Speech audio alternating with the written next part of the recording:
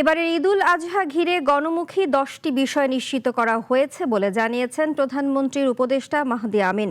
দুপুরে রাজধানীর তেজগাঁওয়ে প্রধানমন্ত্রীর কার্যালয়ে আয়োজিত সংবাদ সম্মেলনে তিনি কথা বলেন।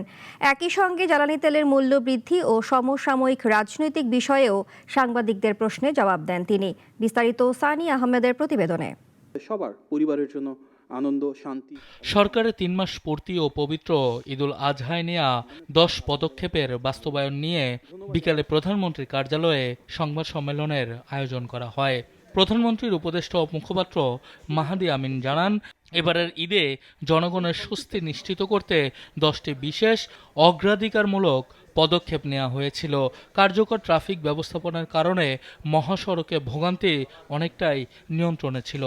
আমরা এমনভাবে দেশটাকে সামনের দিকে এগিয়ে নিয়ে যেতে চাই যেখানে উৎসবমুখর পরিবেশে প্রত্যেকে আন্তরিকতা, সদিচ্ছা নিয়ে এগিয়ে আসবে। কোনো নির্দিষ্ট বিষয়কে সামনে রেখে অপ্রীতিকর বিষয় হবে, সেটা নিয়ে কোথাও কোনো অস্বচ্ছন্দ বা অস্থিতিশীলতা তৈরি হবে, সেটা আমাদের কাম্য না।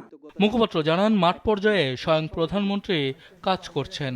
মাননীয় প্রধানমন্ত্রীর সরাসরি ও সুস্পষ্ট নির্দেশনায় এই ঈদে রাষ্ট্র পরিচালনায় দায়বদ্ধতা, প্রশাসনিক সমন্বয় এবং নীতিগত পরিবর্তন দেখা গিয়েছে। যে চট্টগ্রামে যে সন্ত্রাসীদের অভয়ারণ্য ছিল সেখানে কিন্তু মাননীয় স্বরাষ্ট্রমন্ত্রী গিয়েছেন, একটা ব্যাপক মাত্রিক অভিযান হয়েছে এবং অবশ্যই আমরা যে কোনো সহিংসতা, সন্ত্রাসী কর্মকাণ্ড, চাঁদাবাজি এগুলোর বিরুদ্ধে কঠোর অবস্থানে রয়েছি এবং যত দ্রুত সম্ভব যেখানে কার্যকর উদ্যোগ নেওয়া প্রয়োজন সেগুলো গ্রহণ করব।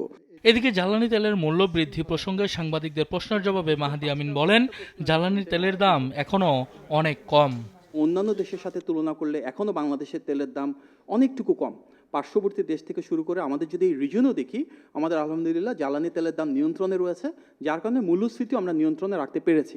সংবাদ সম্মেলনে আরও বলা হয়, কোনো প্রশাসনিক চাপ বা রাষ্ট্রীয় আড়ম্বর ছাড়াই কেবল জনগণের ভালোবাসায় শহীদ জিয়াউর রহমানের 45তম শাহাদাত বার্ষিকী সফলভাবে পালিত হয়েছে। এতে কোনো রাষ্ট্রযন্ত্র ব্যবহার করা হয়নি। যে ফ্যাসিবাদের দীর্ঘ সংস্কৃতিকে সম্পূর্ণরূপে ভেঙে দিয়ে জনগণের সম্পৃক্ততা এবং স্বতঃস্ফূর্ততা শতভাগ নিশ্চিত করা হয়েছে। সানি আহমেদ, নাগরিক, ঢাকা।